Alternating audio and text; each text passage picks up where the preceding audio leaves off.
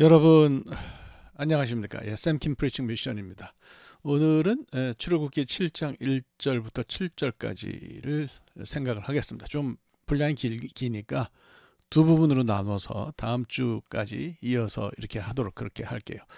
제목은 신같이 된 모세 이렇게 생각하시면 되겠어요. 하나님께서 모세의 부족함을 어떻게 사용하셨는지 뭐 이렇게 생각하시면 될 것 같습니다.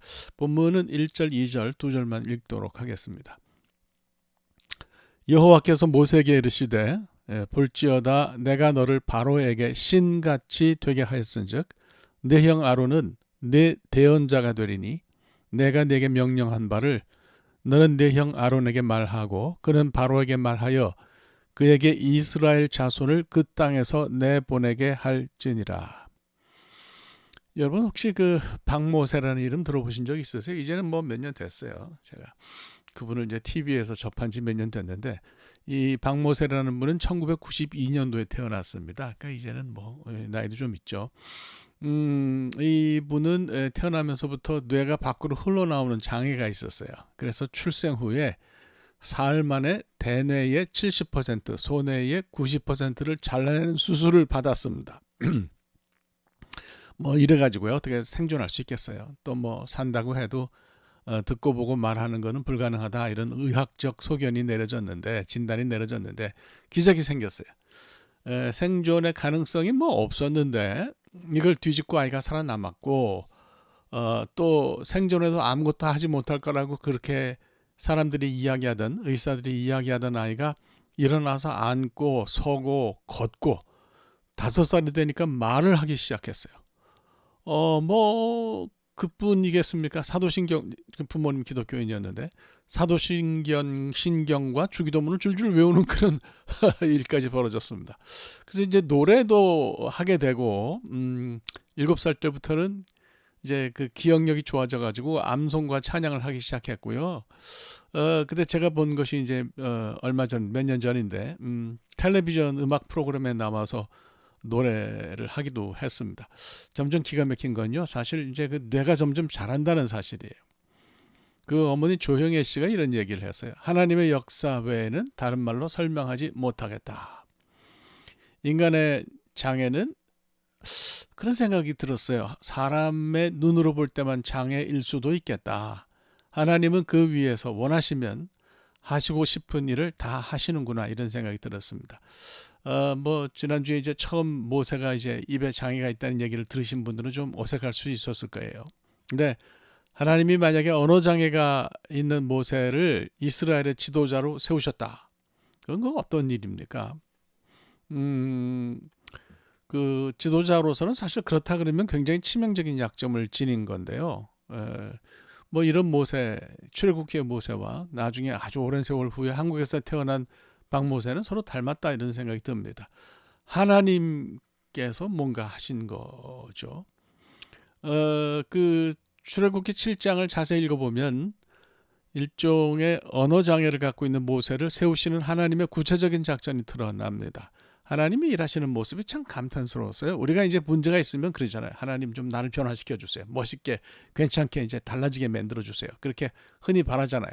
아픈 것이 낫고 내가 좀 더 잘난 모습으로 달라져서 상황을 타개하기를 바랍니다.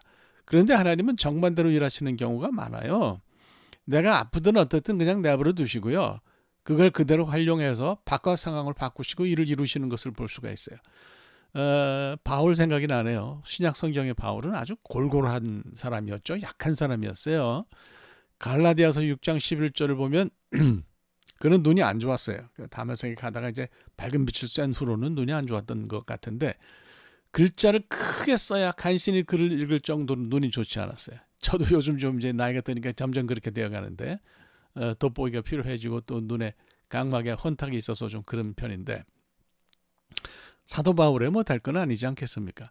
몸에 그 사도 바울은 몸에 가시가 있어가지고 하나님한테 이걸 좀 빼달라고 이걸 제거해달라고 고쳐달라고 몇 번이나 애걸복걸 했는데 뭐 하나님은 그렇게 안 하셨죠. 내 은혜가 네게 족하다 그러시면서 그거 안 하셨어요. 그 이제 참 하나님께서 대단하세요. 바울을 그렇게 부려먹으면서 일을 시키셨어도 육신의 병에는 손도 대지 않으셨습니다. 그냥 아픈 모습 그대로 사도 바울을 높이신 것을 볼 수 있어요. 세상이 그를 우러러보게 만들었습니다. 이게 하나님의 방법이다 싶어요.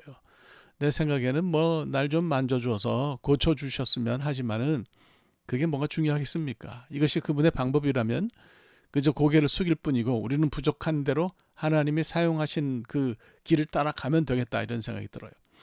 하나님 모세에게 그렇게 하셨죠. 그 입 구조나 장애가 만약에 그에게 있었다면 그걸 고치는 쪽으로 방향을 잡지 않으셨어요. 오히려 약한 모습을 그대로 높이는 쪽을 선택하셨습니다. 하긴 뭐 모세가 너무 멋있으면 나중에 출애굽 펴놓고 그게 나 때문이다. 백성들도 착각하고 자기도 착각할 수 있는데 하나님은 그건 참 싫어하셨어요. 창세기를 보면 그 아브라함에게 아들을 준다 그렇게 하시고선 아브라함에게 완전히 능력이 없어질 때까지 기다리시잖아요. 그리고 나서 하나님의 능력으로 순수하게 아들을 주셨어요.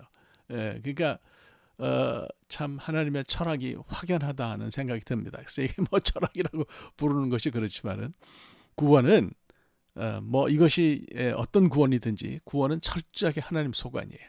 그러니까 그게 이제 그 출애굽기에서 확실하게 드러나는 거죠. 뭐 우리가 무슨 말을 할 수 있겠습니까? 하나님은 말을 잘 못하는 모세의 입을 바로 잡아서 치료하시기보다는 그 모습 그대로 바로에게 신같이 되게 하겠다고 하셨습니다. 출애굽기 7장 1절 보면 내가 너를 바로에게 신같이 되게 하겠다 그렇게 하는 말씀 하셨잖아요. 물론 뭐 모세가 하나님은 아니지만 바로가 그를 신처럼 인식하게 만들겠다는 의미이죠. 원래 뜻은 뭐 제가 히브리어를 읽고 이제 뭐 주석을 여기서 복잡하게 얘기를 안 해도 원래 뜻은 좀 아는 게 좋죠. 뭐라고 번역하든지 모세가 바로 앞에 설 때 하나님이 그에게 하나님을 주시겠다고 한 것으로 해석하면 됩니다. 이게 근 뜻이에요. 내가 너를 바로에게 신같이 되게 하겠다라고 하는 뜻은 하나님을 주시겠다 이렇게 한 걸로 해석하면 됩니다. 하나님이 모세에게 하나님을 집어넣겠다고 하신 거면 뭐 모세가 무슨 하나님이 되느니 마느니 그거 가지고 뭐 트집을 잡을 일이 없습니다. 모세를 본질적으로 하나님과 같은 존재로 이해하는 것은 말이 안 되죠. 하나님과 모세는 다르죠. 그냥 하나님이 모세에게 하나님의 능력을 위임하셨다. 이렇게 위임하시겠다고 하신 것으로 읽는 것이 맞습니다. 그러니까 하나님이 힘을 능력을 위임하셨으니까 모세가 바로에게 신과 같은 능력을 선보이게 됐죠. 이제 재밌는 게 있어요. 문자대로만 읽자면 모세는 오로지 바로에게만 신과 같은 존재였을 뿐입니다. 그러니까 바로에게만 그랬다는 거예요. 모세와 진짜 하나님 둘 사이에는 확실한 차이가 있죠. 출애굽기 4장 16절을 보면 하나님이 모세에게 아론을 붙여주시면서 너는 그에게 하나님같이 되리라 하셨어요. 그러니까 아론에게 모세는 하나님 같다 이거죠. 그건 뭐 어떤 뜻이에요. 사용된 동사와 표현은 다르지만 의미하는 바는 출애굽기 7장 1절 오늘 본문 말씀과 같아요. 그러니까 결국 모세가 하나님이 들어 쓰시는 사람이다. 하나님이 세우신 사람이다. 하나님의 대리인이다. 이런 것을 설명하는 것으로 우리가 이해하면 될 것 같습니다. 사실 이제 뭐 표현이 어떻든지 그건 중요하지 않고요. 의미가 보다 중요하다고 보는데 바로에게 신과 같은 존재가 되는 것은 여러분 어떤 의미가 있겠습니까? 바로에게는 신이 어떤 존재였을까요? 그는 그 애굽이 이제 애굽의 왕이었죠. 다신교를 배경으로 하는 나라였어요. 애굽이. 그러니까 그 나라를 다스리는 왕이었어요. 바로 주변이요 신이 많았습니다.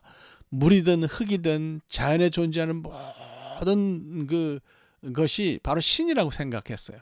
그래서 뭐 일종의 범신론이라고 볼 수도 있겠는데 애굽에서는 심지어는 뭐 왕족도 신이었으니까 모든 종류의 신과 매일매일 대면하면서 살았어요. 그러니까 뭐 그 투트모세, 아모세 뭐 이렇게 왕족의 이름에 온통 신이 들어간 것이 모세가 신인데 그것이 들어간 것이 이제 증거죠. 자, 뭐 그러니까 참 이상한 거는요. 바로가 자기 자신을 신이라고 생각했잖아요. 신이에요. 바로는 신인데 그러면서도 매일 다른 신에게 빌어야 됐어요. 애굽의 바로는 자기 자신을 신으로 착각하는 또라이인데 일종의 제가 이렇게 디스하는 이유가 있는 거죠. 아무리 자기 자신이 신이라고 생각을 해도 정작 자기 자신의 힘으로 애굽을 다스리지를 못했습니다. 바로에게는 본질적으로 그런 능력이 없었어요. 예, 그러니까 여러분 창세기만 봐도 그렇죠. 요셉이 꿈을 해몽하는 사람으로 짠 하고 나타나서 바로를 도와주지 않습니까? 바로는 밤에 꾼 꿈조차 신이라고 자기가 불렸음에도 불구하고 밤에 꾼 꿈조차 해석하지 못하는 그런 존재였어요. 그러니까 뭐 이런 바로는 자기 자신에 대해서 정말 솔직하게 잘 알고 있었던 게 아닌가 싶기도 합니다. 뭐 여러 가지 염려가 가득하지만 자기 자신이 무능한 걸 알기 때문에 매일 자존심을 뭉개면서 산 건 아니었을까. 그러니까 신으로 추앙받은 모세가 다른 신을 섬긴 진짜 이유가 그거였다는 생각이 듭니다. 자, 이제 뭐 섬겨야 할 신이 수두룩한데 그 위에 진짜 신 같은 존재가 하나 더 얹혀졌어요. 그것이 바로 모세였습니다. 아무에게나 모세라는 이름을 가져다 붙이면 왕족이면 그렇게 붙이며 살던 터에 진짜 신과 같은 모세가 나타났습니다. 거기다가 이 신 모세는 전혀 바로 편이 아니었죠. 제가 이 신이라고 그랬더니 모세가 신이라는 얘기 아닙니다. 그를 대단히 불편하게 했을 뿐만 아니라 모세는 종래 바로의 무릎을 꿇게 했습니다. 뭐 두 번째 얘기를 하기 전에 잠깐 작은 결론을 내리면 이렇습니다. 하나님은요, 우리가 부족해도 들어 쓰시고 그것을 우리를 통해서 놀라운 역사를 일으키시는 분이세요. 그게 하나님의 역사라고 생각합니다. 부족한 모세, 참 부족하죠. 그런 모세가 바로에게 신과 같은 능력을 지닌 존재가 되었습니다. 우리가 살면서 하나님 계획 안으로 들어가면 우리 부족함이 뭐가 문제가 되겠습니까? 하나님은 어떻게든 우리를 세우시고 사용하실 것이라고 믿습니다. 그런 믿음을 가지고 사시는 여러분들이 되시기를 주님의 이름으로 축복합니다. 기도합시다. 하나님, 우리가 참 부족합니다. 그러나 우리가 하나님의 계획 안으로 들어서면 하나님께서 우리의 부족함을 들어서 쓰시는 것, 세우시는 것을 믿습니다. 그래서 놀라운 역사를 일으키시는 것을 믿습니다. 담대함을 가지고 살아가게 하여 주시옵소서. 예수 그리스도의 이름으로 기도합니다. 아멘. 감사합니다. 오늘 여기까지 하겠고요. 다음 주는 이제 두 번째 시간이고요. 제목은 뻐꾸기 둥지 위로 날아간 사람 뭐 이렇게 해서 말씀을 전하도록 하겠습니다. 네, 여러분 감사합니다. 고맙습니다.